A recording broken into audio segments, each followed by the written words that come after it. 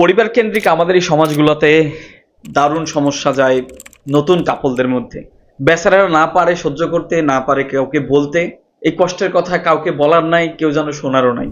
আসসালামু আলাইকুম, আমি কাজী শাওন।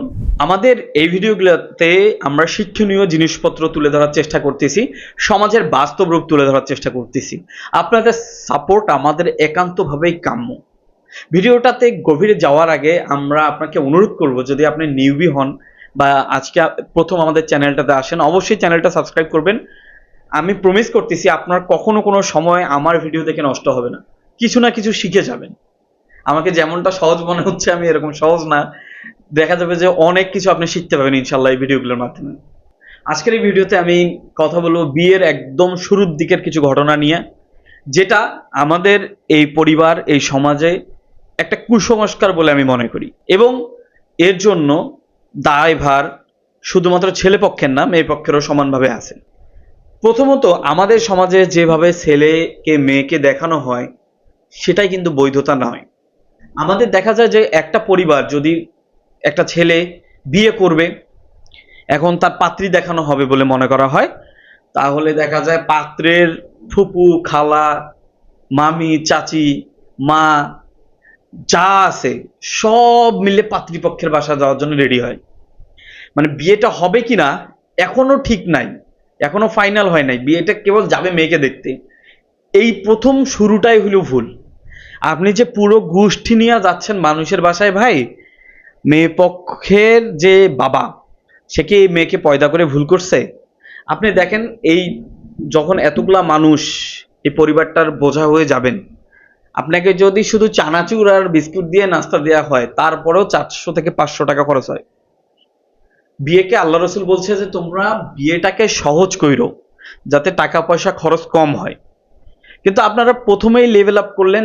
যদি 6-7 জন মানুষ যান, একটা বিয়ের এখনো কোনো কনফার্মেশন আসেনি, বা আপনি এখনো জানেন না যে আপনি বিয়ে করবেন, কিন্তু আপনি গেলেন 6-7 জন মানুষ নিয়ে, এবং শুধু নাস্তার মধ্যে থাকলেন না, ভাতও খেয়ে আসলেন। এক্ষেত্রে মেয়ের বাবার কত খরচ হচ্ছে? এটা ঘটতেছে, এই জন্যই আলোচনায় আনতেছি। ভাইয়েরা, আমি জানি আমার লাস্ট কয়েকটা ভিডিও হঠাৎ করে 18 থেকে 24 বছর বয়সী যারা আছেন তারা দেখতেছেন বেশি করে। আমি আপনাদের থেকে কিছুটা বয়সে বড়, এই জন্যই অভিজ্ঞতা শেয়ার করতেছি। কারো উপর বোঝ হইয়েন না ভাই। বিয়ের প্রথম সমস্যা হলো এইটা, যখন পাত্রী দেখতে যাচ্ছেন, এরপরে পছন্দ হওয়ার পরে ঘটে আরেক ঘটনা। আপনাকে তখন নিতে হবে, আপনি সারা জীবন পরে বেড়াইছেন 200 টাকার জুতা, 1000 টাকার জুতা, যখনই আপনি বিয়ে করবেন পাত্রীপক্ষের কাছে ঠেলে দেওয়া হয় আপনার খরচ হইতেছে 15,000 টাকা বা 20,000 টাকা। পাত্রীপক্ষও কিন্তু কম যায় না। পাত্রীপক্ষের আবার কথা থাকে যে জীবনে তো একবারই বিয়ে হবে, পাত্রীপক্ষের বাবার কথা কেউ ভাবে না। এই বিয়েতে সব থেকে বেশি ক্ষতিগ্রস্ত হয় আমাদের মুসলিমদের যে অ্যারেঞ্জ ম্যারেজ বর্তমানে সিস্টেমটা, এটাতে সবচেয়ে বেশি ক্ষতিগ্রস্ত হচ্ছে মেয়ের বাবারা। একটা একটা মানুষের যদি 3টা থেকে 5টা মেয়ে থাকে, আল্লাহ বলছে যে একটা পুরুষের যদি 3 কন্যা সন্তানের পিতা হয় এবং সেই সন্তানগুলোকে ঠিকভাবে সে মানুষ করতে পারে, সে জান্নাতি। কিন্তু ভাই, এই জান্নাতটা আসলে দুনিয়াতে তার কাছে জাহান্নাম হয়ে যাচ্ছে যদি সে অর্থের দিক থেকে স্বাবলম্বী না হয়। আপনি প্রথমে 10-12 জন মানুষ নিয়ে গেলেন মেয়েটাকে দেখতে, তারপরে বিয়েতে গিয়ে আবার দাবি করলেন 10,000-15,000 টাকা আপনাকে কাপড় চোপড় কিনতে দিতে হবে। প্রথমে আবার দাবি করলেন যে আপনাকে কিছু দেয়া লাগবে না যৌতুক হিসাবে, আপনি মুসলিমের বাচ্চা, আপনার জবান করা, আপনি মুসলিমের বাচ্চা, আপনার জবান করা, আপনাকে যৌতুক হিসেবে কিছু দিতে হবে না। কিন্তু বিয়ের মধ্যে কোনো এক মামা অথবা চাচা এসে সুর করে বলল যে ছেলে তো কিছু চায় নাই, তো আপনারা কি নিজে থেকে একটা বাইক দিবেন না? সুর উঠে গেল, এই যৌতুক ঢুকে গেল, ফ্রি খাওয়া শুরু হয়ে গেল। এখন বাইক দিতে হবে, যেভাবে হোক মেয়েকে বাইক দিতে হবে। এটাই না, বিয়ে পড়া অবস্থায় আরো ঘটনা আছে তো। মসজিদ থেকে ইমামরা চলে আসে, কি মসজিদের কি যেন হক আছে।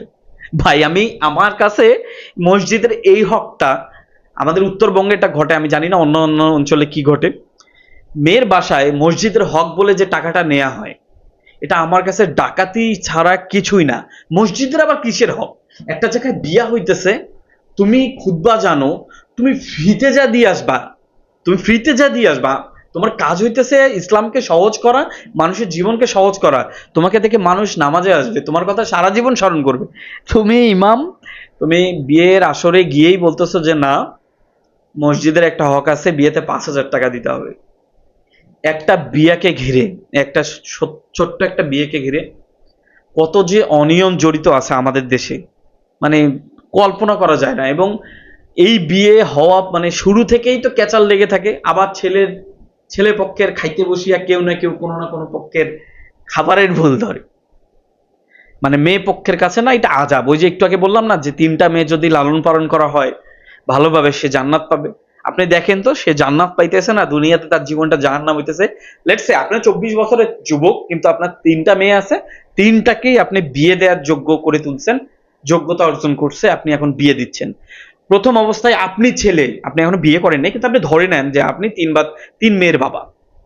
প্রথম মেয়ের বিয়েতে আসছে 15 জন 10 জন, যারা এখনো মেয়েকে দেখবে, এখনো খাওয়া দাওয়ার কোনো আয়োজন আপনি আপনি জানেন না শিওরলি আসলে বিয়েটা হবে কিনা। আপনার অর্থনৈতিকভাবে ক্ষতিগ্রস্ত হয়ে যাচ্ছেন, অথচ আপনার সেই পরিমাণে অ্যামাউন্ট হয়তো নাই, কারণ বাংলাদেশের বেশিরভাগ মানুষই গরিব। ভাই, আপনারা যারা এই ভিডিওগুলো দেখতেছেন, অল্প কিছু মানুষ হইলেও মেন্টালিটিতে পরিবর্তন আনেন। রসুল এইভাবে বিয়ে করতে বলে নাই। আমরা যেহেতু মুসলিম, ইসলাম মেনে চলি, আমাদের উচিত সরাসরি ইসলাম ধর্মে যেভাবে বলা আছে যে এইভাবে বিয়ে করাটা উচিত। বিয়েতে যত কম খরচ করা যায় তত ভালো। কে কি বললো তাতে আপনার কিছু যায় আসে না। ইন্ডিয়াতে কিন্তু অলরেডি একটা কালচার একদম এস্টাবলিশড হয়ে আছে, আমাদের দেশেও হয়তো শুরু হয়ে গেছে। সেটা হইতেছে ছেলে বেতন পায় ধরেন 20, 25, 30 হাজার টাকা, লেটস সে 50,000 টাকা। সে বিয়েতে ম্যারেজ লোন নামে ওদের আবার লোন স্যাংশন হয়। বিয়েতে লোন নেয় 25 লাখ টাকা থেকে 50 লাখ টাকা, বুঝছেন? আমাদের দেশেও এটা হইতেছে। ইদানিং দেখবেন প্রত্যেকটা বিয়াতে খুবই জমকালো আয়োজন হচ্ছে, কনসার্ট করা ট্রাই করা হইতেছে, মানুষ এসে গান করতেছে, নাচতেছে।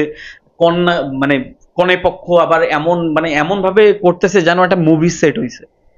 তা যে দেখেন, বিয়েতে এই অর্থনৈতিক ক্ষতিগ্রস্তের মধ্যে যদি আপনি প্রথমেই পড়েন, আপনি ব্যাংকে থেকে লোন নিলেন, যেগুলো আমাদের এনজিও আছে সেখান থেকে 2, 4, 5 লাখ টাকা ঋণ নিলেন, এরকম করে ধুমধাম করে বিয়ে করে তারপরে আপনার যে বেতন আপনি দেখেন কোনোভাবেই সামলাইতে পারতেছেন না। ইন্ডিয়াতে যেটা ঘটতেছে, 25 লাখ টাকা ঋণ নিয়ে নিজের একটা গাড়ি কেনা যায়।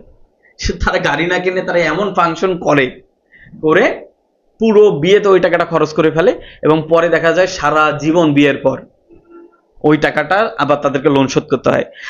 আশ্চর্যজনক ভাবে সুদের কারবার এই ব্যাংকরাই আবার এই জিনিসটাকে এমন ভাবে সুন্দরভাবে সমাজে প্রমোট করে যে বিয়ে যেহেতু জীবনে একবারই হয়, আপনাকে সেভাবেই বিয়ে করতে হবে।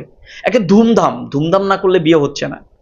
আপনি একটু খোঁজ নিয়ে দেখেন, যাদের বিয়ের খরচ যত কম ছিল, তারা কিন্তু এমনিতে আগায় থাকলো। কারণ তাদের কাছে কিছু মূলধন থেকে গেল, ছেলের হাতে হয়তো কিছু টাকা থেকে গেল, সে হয়তো বাবার কাছে কিছু অর্থনৈতিক সুবিধা পাবে, শ্বশুর হয়তো তাকে একটা সময় গিয়ে খুশি হয়ে কিছু টাকা পয়সা দিবে। দেখেন, খুশি হয়ে গিফট করা আর যৌতুক নেওয়াটা তো কিন্তু এক বিষয় না। যৌতুক মানে কি, আপনি কোনো কিছু দাবি করছেন, না দিলে আপনি অত্যাচার করতেছেন। আর শ্বশুরের গিফটটা হইতেছে এরকম যে আপনি বিয়ে করছেন, কোনোদিন কিছু চাইতেছেন না। দেখা গেল একটা সময় পর, 1 বছর 2 বছর পর তার মেয়ের জন্য বা আপনারই জন্য হইলেও সে কিছু নিজের থেকেই দিল। এইরকম জিনিস কিন্তু নেওয়া জায়েজ আছে।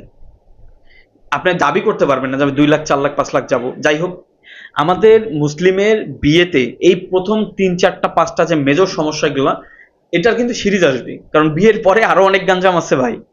বিয়ে করলেন এতটুকু শেষ না। আপনারা যারা খুব লাফাইতেছেন যে বিয়ে মানেই স্বর্গ, বিয়ে করলেই জীবন একদম 6 চাক্কা হয়ে যাবে, বিয়েটা করতে ধরেন। যে কথা বললাম যদি খাতা কলমে মেলে না যায়, তাহলে আপনি আমার এই ভিডিওটাতে এসে গালি দিয়ে যাইয়েন। তো দেখা হবে পরের ভিডিওতে, বা এই ভিডিওর পরের পর্বতে। আজকে এই পর্যন্তই। আসসালামু আলাইকুম।